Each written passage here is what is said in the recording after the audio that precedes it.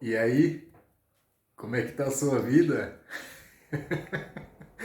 Só o ouro, né? Graças a Deus.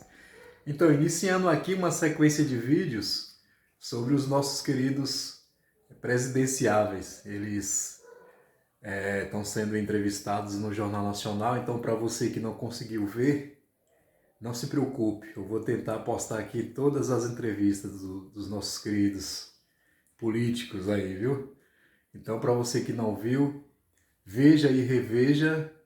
Preste muita atenção nas perguntas, muita atenção nas respostas e tire suas conclusões.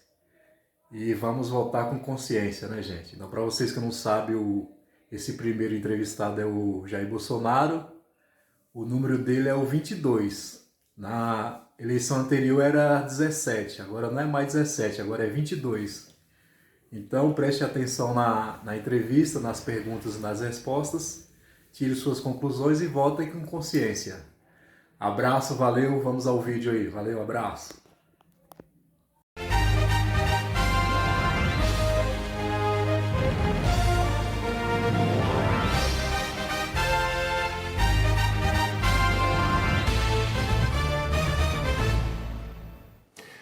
Olá, boa noite. Nós vamos entrevistar ao longo desta semana os candidatos à presidência mais bem colocados na pesquisa Datafolha de intenção de voto, que foi divulgada no dia 28 de julho.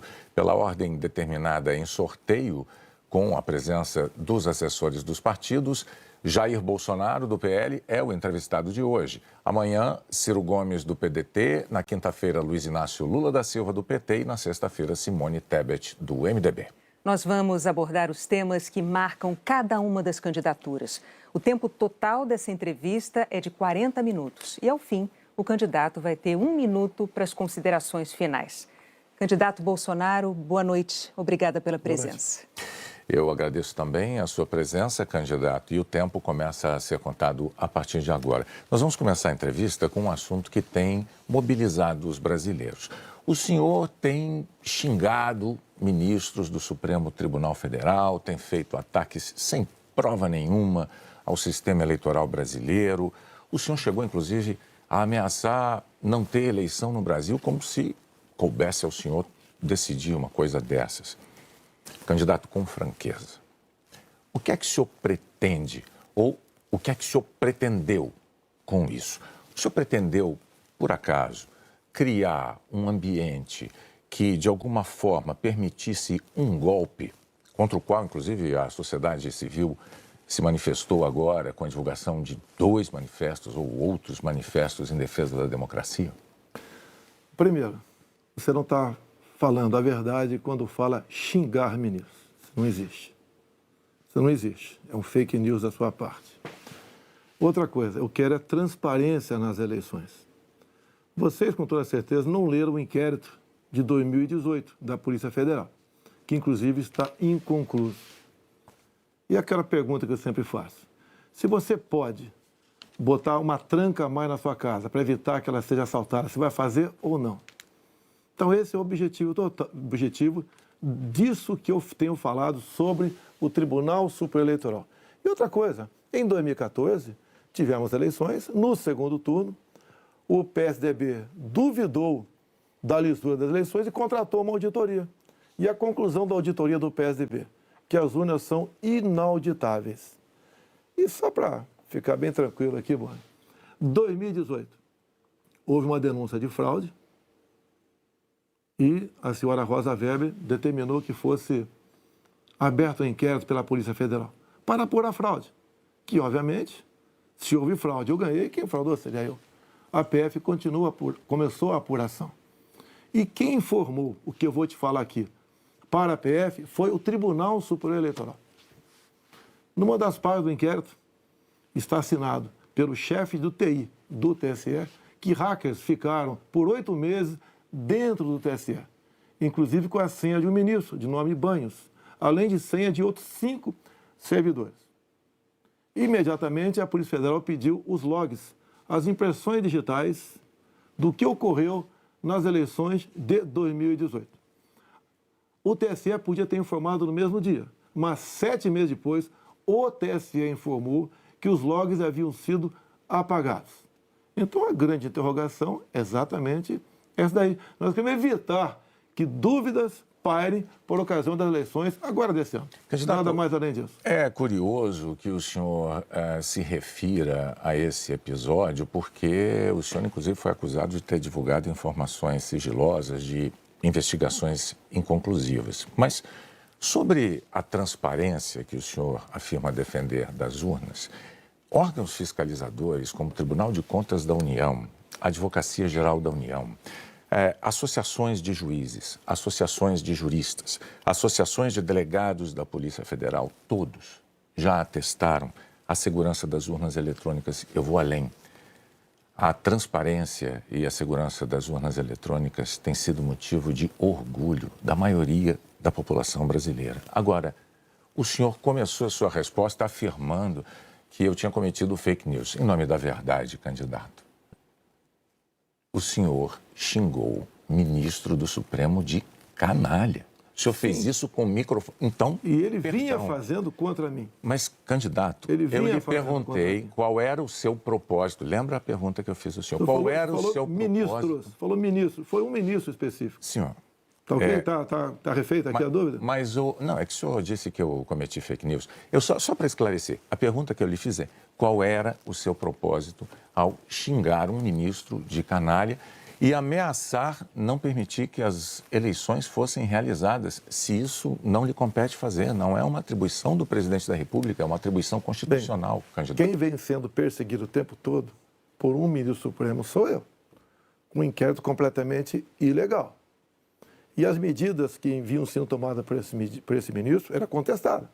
Lá atrás, inclusive, a procuradora Raquel Dodge deu um parecer para que esse inquérito deixasse de existir. E continua existindo. A temperatura subiu. Hoje em dia, pelo que tudo indica, está pacificado. Espero que seja uma página virada. Até você deve ter visto, por ocasião da posse do senhor Alexandre Moraes, um certo contato amistoso nosso lá.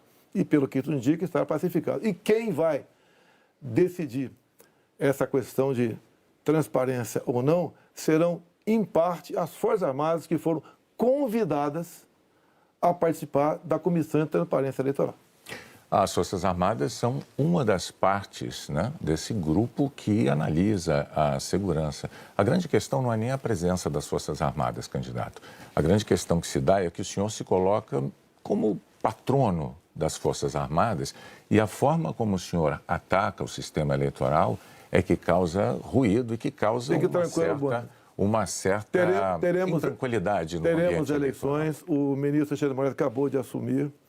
Amanhã ele tem um encontro, pelo que me parece, um encontro com o ministro da Defesa para tratar desse assunto sobre transparência eleitoral. Eu tenho certeza que o ministro Alexandre Moraes vai conversar e chegar a bom termo essa questão de eleições. Agora, precisei provocar para que chegasse a esse ponto. Pode ter certeza que vão ter eleições limpas e transparentes no corrente ano. O senhor costuma dizer que defende a liberdade, mas a impressão que dá quando a gente vê manifestações de apoiadores seus é de que nem todos têm a mesma percepção daquilo que o senhor defende, porque é muito comum vermos apoiadores seus defendendo medidas absolutamente inconstitucionais, fechamento do Congresso, fechamento do Supremo Tribunal Federal, golpe militar, intervenção militar com Bolsonaro, essas coisas são ditas. Inclusive tem uma frase que é muito ouvida também nessas manifestações por parte desses grupos que é: eu autorizo. No entanto, o senhor não os desautoriza, candidato. Isso não é uma sinalização ruim dessa parcela de apoiadores? Você vê as manifestações nossas sem qualquer ruído, uma lata de lixo sequer virada nas ruas. Eu considero como liberdade de expressão. Essas, artigo 142. O que é artigo 142? Tá? É um artigo da Constituição, que eu não entendo da maneira como alguns pouquíssimos entendem. Quando alguns falam em fechar o Congresso, é liberdade de expressão deles, eu não levo para esse lado. Tá? E para mim isso aí faz parte da democracia. Eu não posso eu ameaçar fechar o Congresso. Ou o Supremo Tribunal Federal.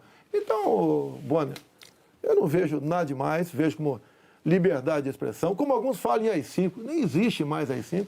Você querer punir alguém por ter levantado uma faixinha no meio da multidão AI-5, bom, isso aí é uma coisa que, no meu entender, Não leva a lugar nenhum. Agora, o outro lado... Eu não quero... O outro lado... Eu não quero interrompê-lo, mas é que o senhor disse algo muito... Perdão, candidato. O senhor disse algo muito importante ainda há pouco. O senhor disse, referindo-se ao ministro Alexandre de Moraes, que teremos eleições, elas serão limpas, etc. Com o intuito de tirar esse estresse, tirar a intranquilidade desse momento eleitoral do Brasil, o senhor não quer aproveitar essa oportunidade diante de milhões de brasileiros para assumir um compromisso eloquente de que vai respeitar o resultado das urnas, seja ele qual for? Seja qual for, eleições limpas devem e têm que ser respeitadas. O senhor vai limpas respeitar... e transparentes têm que ser respeitadas. Está atestado que as eleições brasileiras são limpas e são transparentes e que as urnas são auditáveis. Isto posto, eu lhe pergunto mais uma vez. O senhor vai assumir um compromisso diante de milhões de brasileiros de respeitar o resultado das urnas e estimular os seus seguidores a fazer o mesmo, candidato? Serão respeitados os resultados das urnas desde que as eleições sejam limpas e transparentes. Como você disse que são auditáveis, em 2014 não aconteceu isso. Mas tudo bem. Vamos botar um ponto final nisso? O senhor vai botar um ponto final? Ponto final. Vamos para outra pergunta, outro assunto. Então, vamos respeitar os nós temos uma declaração importante do candidato Bolsonaro assumindo publicamente o respeito ao resultado das urnas de outubro. Renata. Pandemia, candidato. Claro.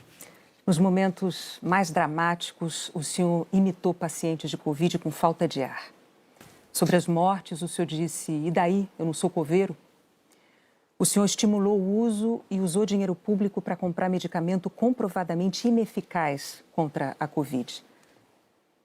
O senhor desestimulou a vacinação.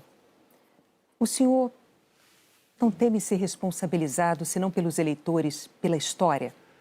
Olha, nós compramos mais de 500 milhões de doses de vacina. Só não se vacinou quem não quis. Eu acho que vocês dois se vacinaram. Comprada por mim. E em tempo bem mais rápido que outros países, que isso não tinha no mercado.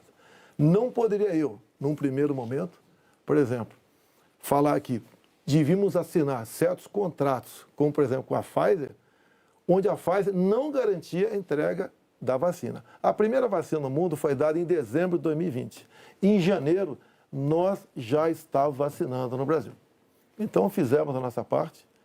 E o grande erro disso tudo foi um trabalho forte da grande mídia, entre eles a Globo, desestimulando os médicos a fazerem o tratamento precoce, que isso é conhecido como uma liberdade do médico. Quando algo é desconhecido, como até hoje é desconhecido ainda os efeitos possíveis, efeitos colaterais da vacina, desaconselhar, inibir, ameaçar, caçar o registro de médicos. Isso que foi errado feito durante a pandemia. Mas, candidato, o senhor desestimulou a vacinação. Isso não tem nada a ver com liberdade. O senhor chegou a dizer que quem tomasse a vacina poderia virar jacaré. Mas o senhor associou a vacinação ao vírus da AIDS. E mais, quanto às vacinas, a Pfizer esperou 93 dias por uma resposta quando a empresa procurou o governo para tratar de vacina. A Coronavac, o senhor desautorizou o ministro e chegou a suspender a compra da vacina. Não houve suspensão da minha parte. A questão da Pfizer. No contrato da Pfizer estava escrito: não nos responsabilizamos por qualquer efeito colateral. Outra coisa, a Pfizer não apresentou quais seriam os possíveis efeitos colaterais. Eu usei uma figura de linguagem: jacaré. Figura de linguagem? Sim. Você acha que é o caso de brincadeira? Não é brincadeira isso. Isso faz parte da literatura portuguesa. Então, brincadeira é, no momento difícil para o Brasil, a imprensa desautorizar os médicos pela sua liberdade de clinicar. Esse foi o grande problema. E outra coisa, eu não errei nada do que eu falei. Eu falei no início da pandemia que nós devíamos tratar dos idosos, pessoas com comorbidade, e o resto da população trabalhar. Isso eu falei e não errei. Hoje, muitos países já falam que o lockdown foi um erro, que as pessoas se contaminavam muito mais em casa do que nas ruas. E outra coisa, se falava em fazer o que o lockdown? Lockdown 1 mês, 2 meses no máximo para achatar a curva. Durou mais de um ano o lockdown. E até hoje continua gente falecendo por Covid. Ou seja, o lockdown serviu sim para atrapalhar a nossa economia e contaminar mais pessoas ainda em casa. Candidato, mas as medidas socioeconômicas importantíssimas, elas foram adotadas por governos no mundo inteiro justamente para sustentar o fique em casa no pico da pandemia, fique em casa se puder. Para que as pessoas pudessem proteger a própria vida e, ao mesmo tempo, receber um amparo econômico. Para evitar o colapso dos hospitais, aliás, como nós vimos em Manaus, pessoas morrendo com falta de oxigênio por um erro de logística e gestão do seu ministro da Saúde. Negativo. Menos de 48 horas estavam chegando já cilindros lá em Manaus. Lá foi uma coisa atípica, anormal, que aconteceu de uma hora para outra. Menos de 48 horas, cilindros começaram a chegar em Manaus de alguns pontos do Brasil. Fizemos a nossa parte em Manaus. Não faltou da nossa parte recursos bilionários para governadores e prefeitos enfrentarem a Covid, construírem hospitais de campanha. Então, fizemos a nossa parte. Raro país do mundo que fez algo melhor do que nós fizemos.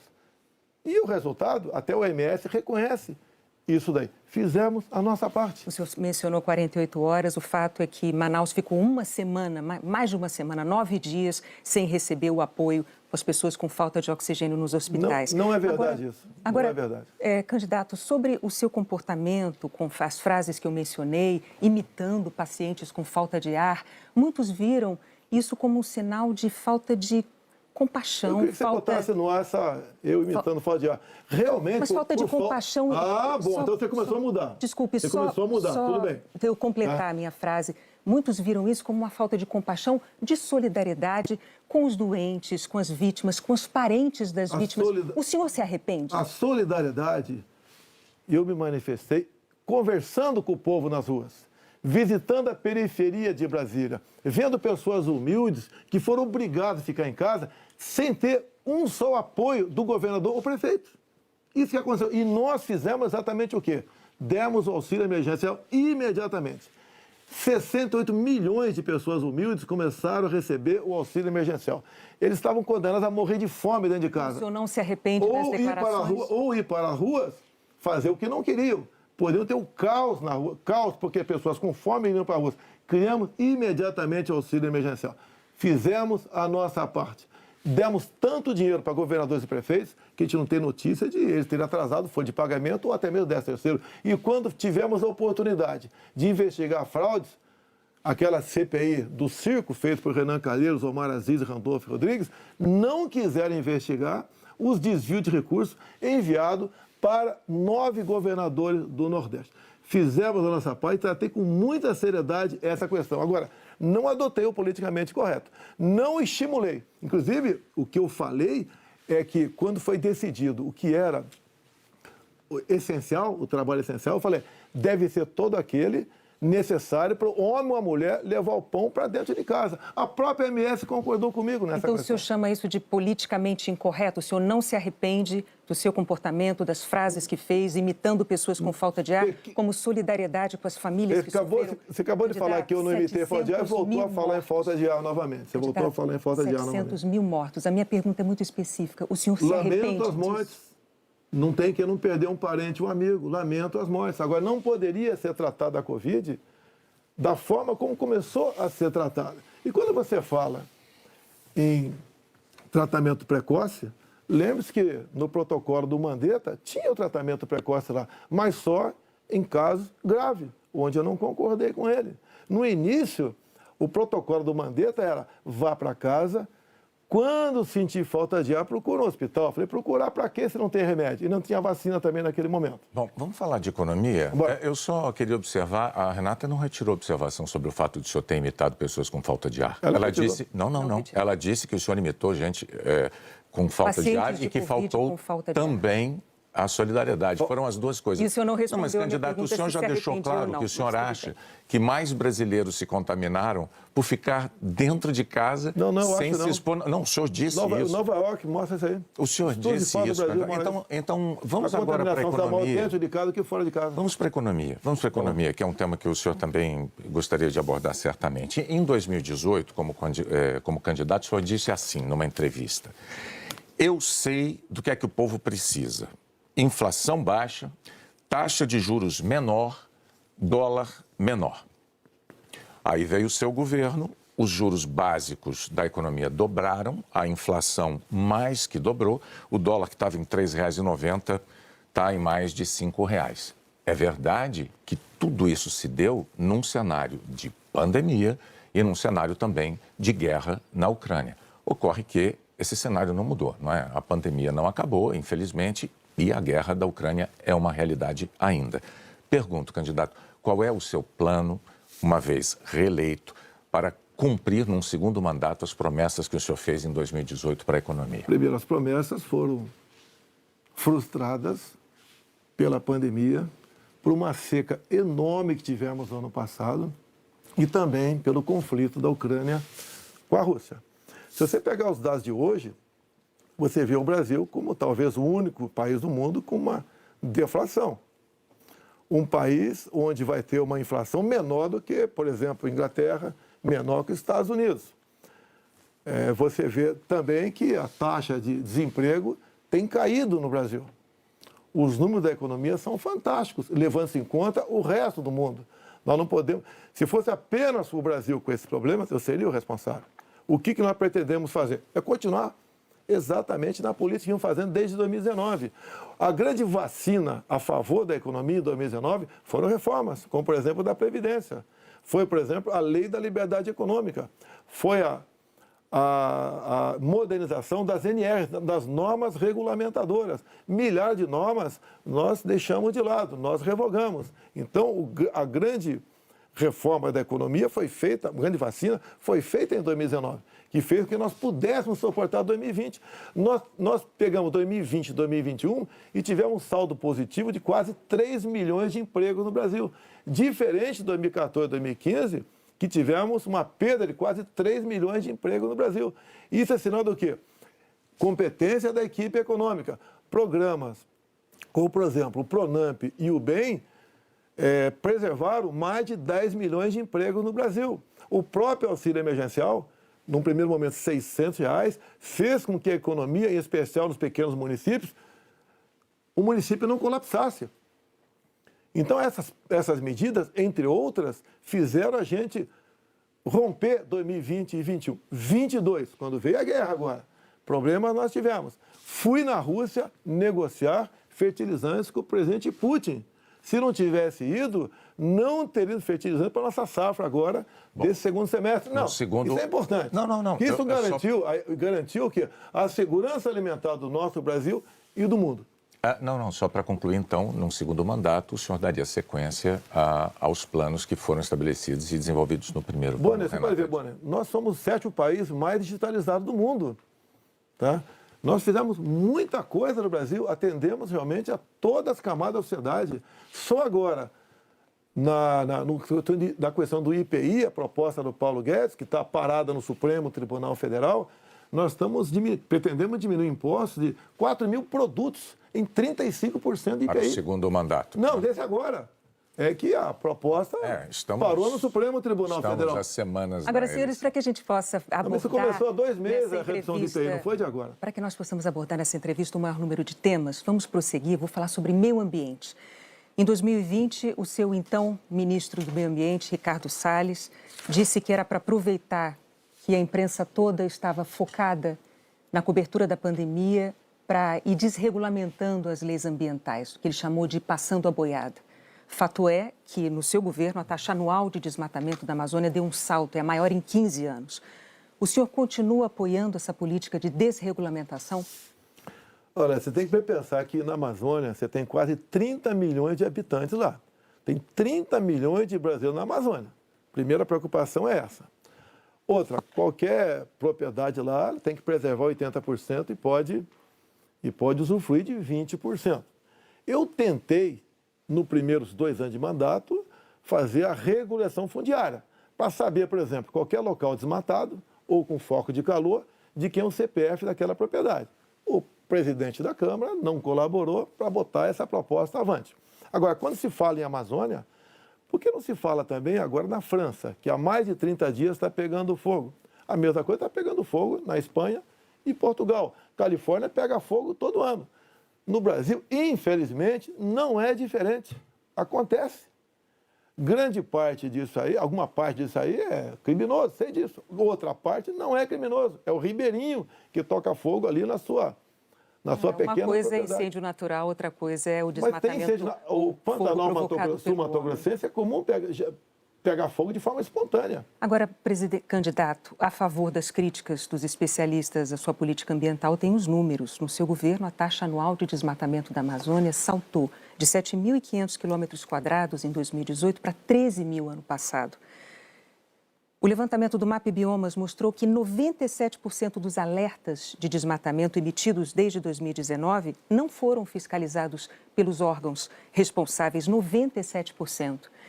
Especialistas dizem que quando o senhor desautoriza, por exemplo, a destruição de equipamentos pelos órgãos fiscalizadores ou quando o senhor desmonta órgãos como o IBAMA, o senhor está passando uma mensagem de incentivo a quem desmata ou ao garimpo ilegal. Primeira coisa, a destruição, como dá em lei, é se você não puder retirar o equipamento daquele local. O que vinha acontecendo, e ainda vem, infelizmente, é que o material pode ser retirado do local, porque se chegou lá, pode ser retirado. E há o abuso de uma parte. E como eu disse para você, tem abuso locais... de qual parte? Tem locais na Amazônia ali que é permitido.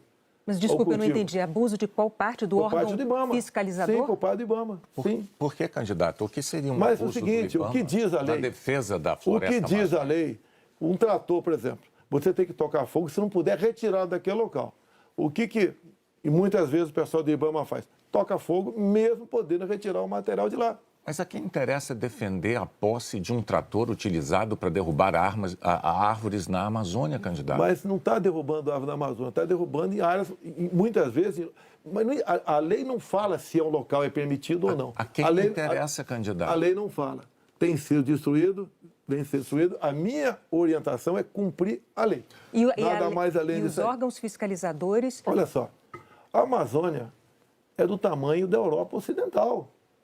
Ali na Amazônia cabe uma Alemanha, cabe uma França, cabe uma Itália, cabe um Portugal, cabe um montão de países. Você pensa que fiscalizar, evitar que pegar fogo Mas é só assim, para vamos entender, lá? então, sobre a desautorização dos órgãos fiscalizadores para destruir equipamento apreendido. Não desautoriza, mando cumprir a lei. A lei fala que se o material pudesse retirar de lá, assim como entrou, não é para ser destruído. Mas com que propósito mesmo? Eu não entendi. Cumprir a lei. Propósito, cumprir a lei. Faz lá Eu tenho dentro, aqui uma aspas. tem quase 30 milhões de pessoas que têm que sobreviver. Eu tenho aqui uma aspas em que o senhor diz que não é para queimar nada, maquinário nem trator. Mas vamos adiante, o fato é que, sobre o meio ambiente, em 2018, o mundo tinha uma visão sobre o compromisso ambiental do Brasil. Hoje, o mundo vê o Brasil como um destruidor de florestas. Num segundo mandato, o que o senhor vai fazer para mudar essa imagem? Primeiramente,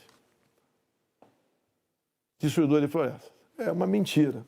Ninguém quer destruir floresta, né, por livre e espontânea vontade.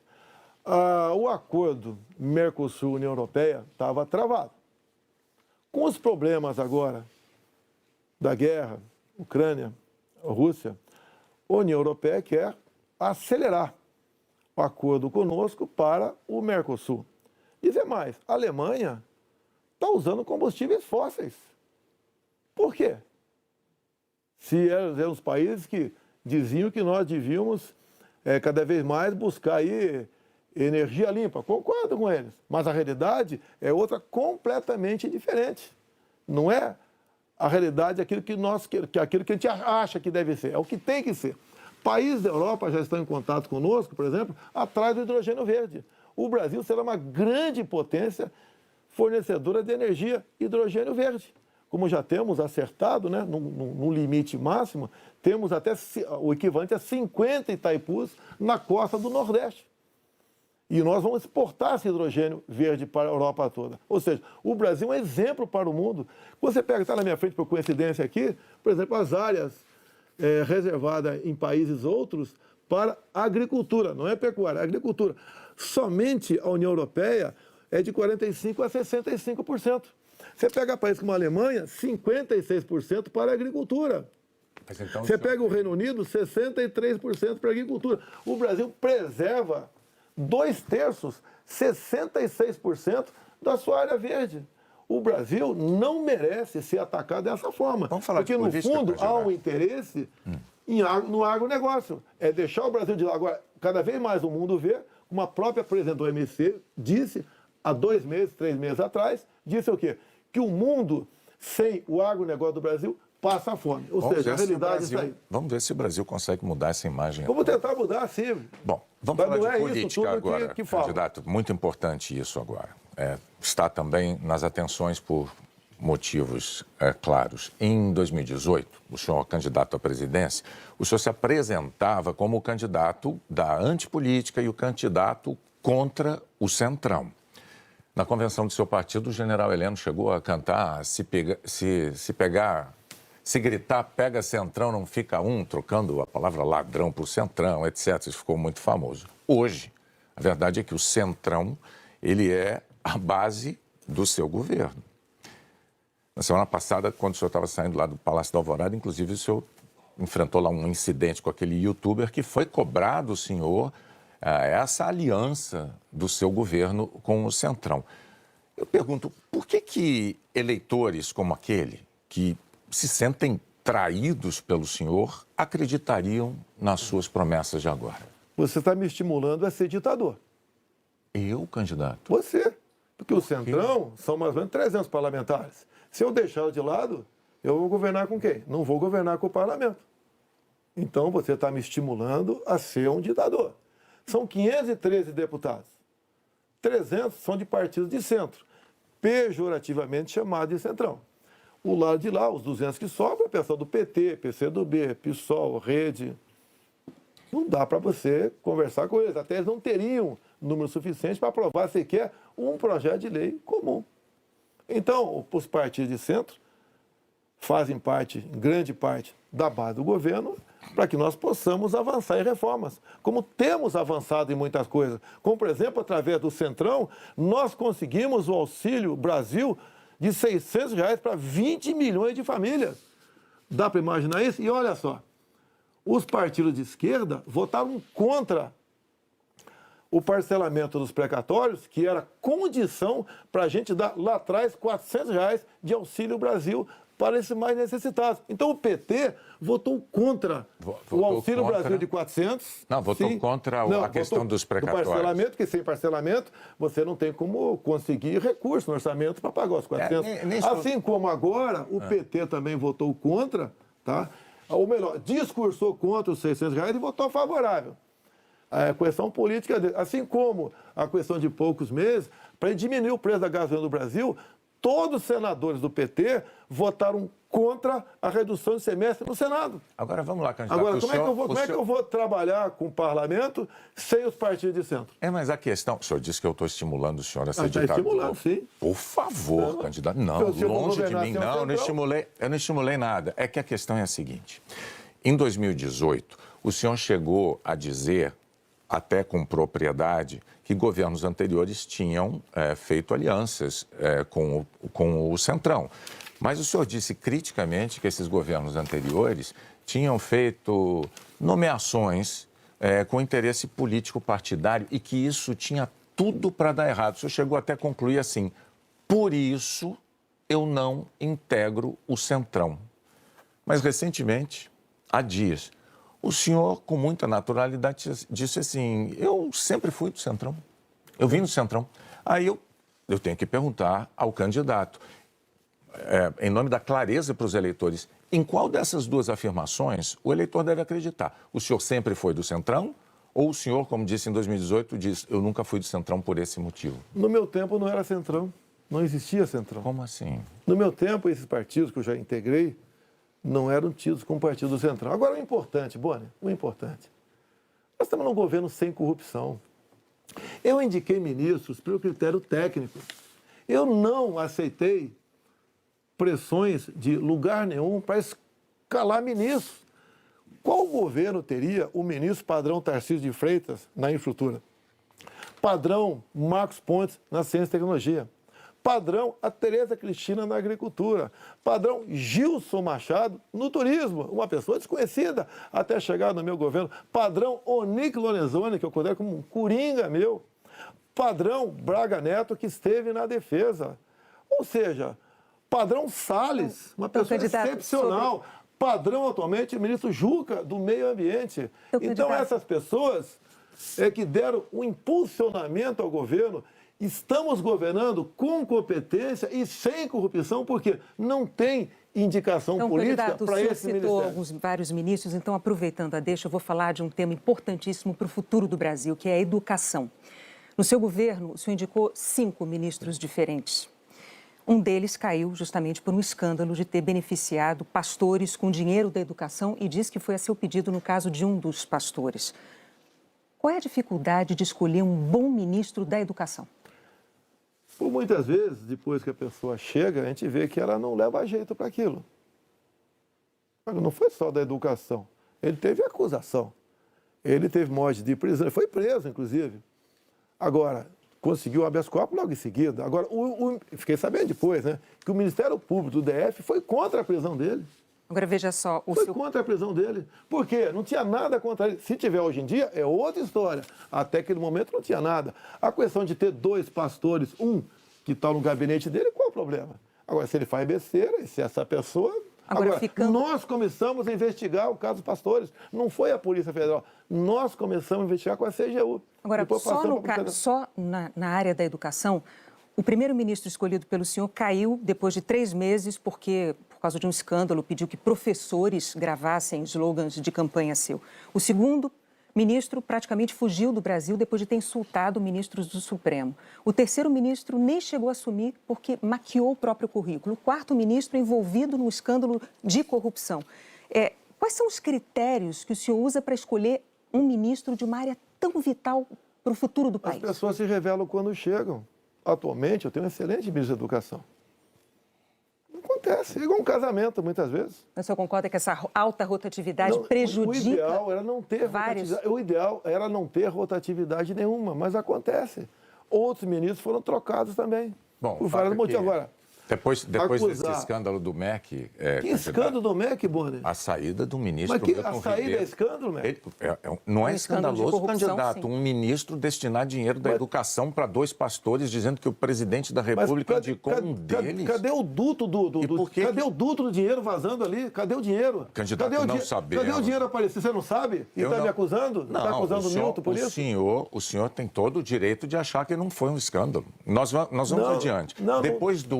Depois do caso do ministro Milton Ribeiro no MEC, o senhor atenuou um pouco o seu discurso de que não havia corrupção no seu governo. Antes não tinha corrupção. Hoje, o senhor diz que os casos pipocam. Os casos pipocam de corrupção no seu governo. Bom, ao mesmo tempo, vão se acumulando denúncias de interferências suas na Polícia Federal, que é um órgão de Estado, não é um órgão de governo, e um órgão de Estado que o senhor prometeu prestigiar. Como é que o senhor explica para o eleitor essa mudança da sua postura da eleição de 2018 para cá, candidato? Primeiramente, quem me acusou de interferência na PF foi o ex-ministro Sérgio Moro. Falou que a prova da interferência estava numa sessão reservada nossa. Bem, eu não queria, a sessão foi gravada, eu não tinha obrigação de entregar ali a fita. O senhor teve 4 diretores gerais da Polícia Federal eu não tinha obrigação de entregar a fita. Entreguei a fita. Foi revelado, até com muitos palavrões na reunião de ministros. Não acharam nada. O que acontece? Eu, quando entrego o ministério para alguém, eu dou o ministério para aquela pessoa agir. Tá? A Polícia Federal, com a saída do Sérgio Moro, melhorou e muito na apreensão de drogas, na apreensão de numerários, tá? Em operações, melhorou muito. Em armamento, melhorou. E as pessoas vão mudando. Por exemplo, quando o André Mendonça saiu, porque ele foi para o Supremo Tribunal Federal, eu não considero uma saída da paz dele. Atualmente, temos um delegado da Polícia Federal à frente do Ministério da Justiça. Agora, ninguém comanda a PF, Bonner. Se pudesse comandar, o Lula teria comandado, a Dilma, o Temer, seja lá quem for. Ninguém consegue comandar a Polícia dessa forma como você está falando aí. É que a Associação dos Delegados da Polícia Federal divulgou recentemente um documento com críticas, né? Eles afirmaram que o senhor e a sua equipe de governo trouxeram desgaste, eu estou lendo aqui os termos dele, trouxeram desgaste à imagem da instituição Polícia Federal e também prejuízos para os policiais federais. E que falas suas candidato, jogaram desconfianças sobre a autonomia e sobre a imparcialidade da Polícia Federal, que goza de autonomia já há alguns anos, como ninguém poderia negar. Qual é a sua posição, então, diante de um documento com uma queixa, uma acusação como essa da Associação Nacional dos Delegados? Então, primeiro, você acabou de confirmar que não tem interferência, porque gosta de autonomia.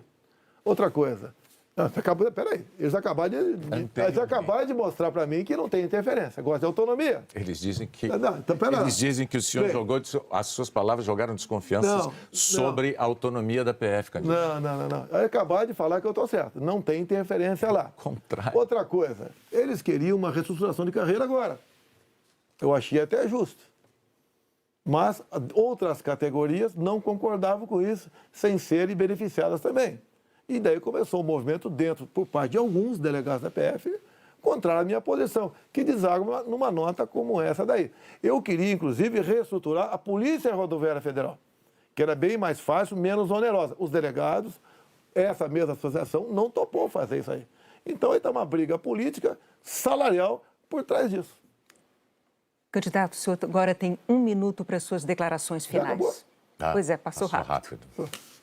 Eu queria ficar algumas horas com vocês aí. Tá? Quando o senhor começar, a gente começa a contar o tempo. Vamos lá. O que eu tenho a falar para a população brasileira?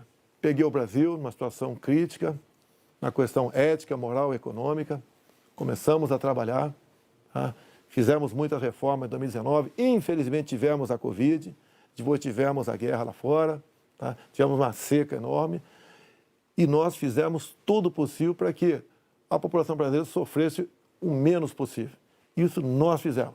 Hoje você nota o preço do combustível caiu assustadoramente, nada de canetada, com o trabalho nosso junto ao parlamento brasileiro, conseguimos R$600 de Auxílio Brasil para 20 milhões de pessoas mais pobres, conseguimos a transposição do São Francisco, que estava parado desde 2012, levando água para o Nordeste. Nós pacificamos o MST, titulando terras pelo Brasil, e 90% dessa titulação foram para as mulheres. Criamos o PIX, tirando dinheiro de banqueiros, fazendo com que a população pudesse se transformar, muitos em pequenos empresários, um PIX sem qualquer taxação em cima do PIX. Anistiamos 99% da dívida de 1 milhão de jovens junto ao FIES. Encerrou? Acabou. Muito obrigado aí, até a próxima. É boa, né? Renato, até a próxima. Candidato, mais uma vez, muito obrigado por ter vindo e por ter prestado esses esclarecimentos ao público telespectador, aos eleitores brasileiros. Nós voltamos ao estúdio do Jornal Nacional.